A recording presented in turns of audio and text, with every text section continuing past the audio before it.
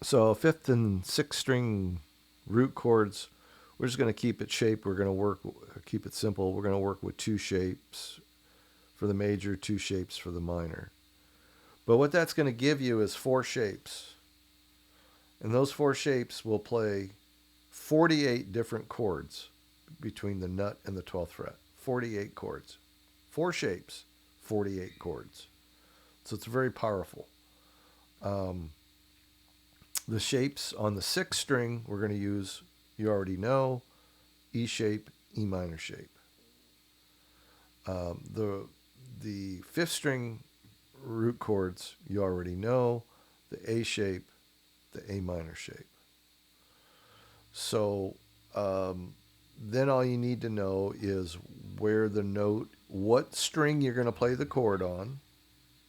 Okay, if it's a major or minor, and what the notes are on those strings.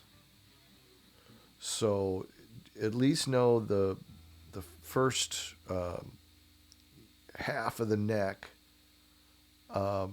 in just your basic whole notes: A, B, C, D, or E, F, G, A, because you can usually figure out if this is an A, well, hey, that's a B and that's a C, a D and an E. So you can figure out if you know, instead of trying to say, okay, open string, F, G, A, just know that this is your A. This can be your starting point, A, B, C, D, E, because you're only going up a few steps there.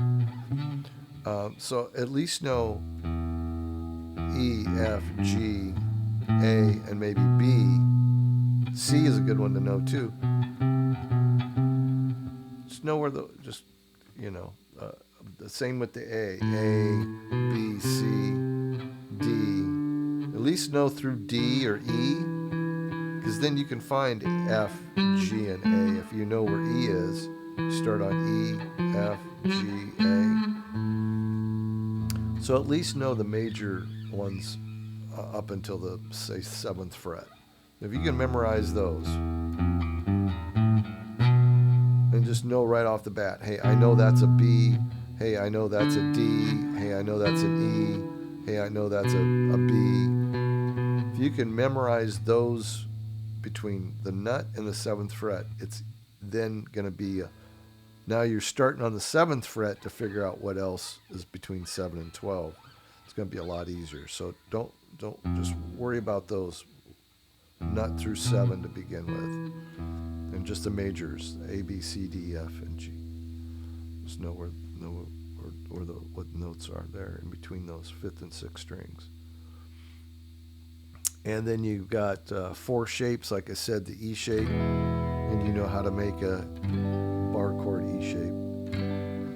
E minor, and you know how to make a E minor bar chord shape. Just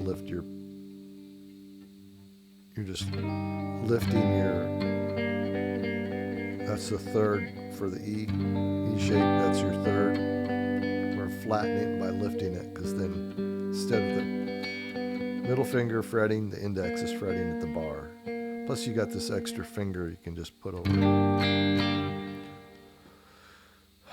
So that's your 6th string root, 5th string root, your A. And by the way, on these, you're strumming all 6 strings.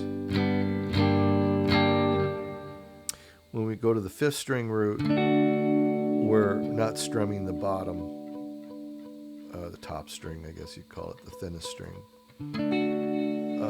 with this shape or this shape.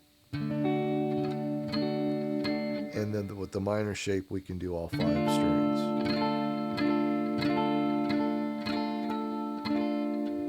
So again, our root, 5th string. Learn those 4 shapes. Learn those major notes along first 7 frets, and it's going to open up 48 different chords to you to learn. So those are the 5th and 6th string root chords.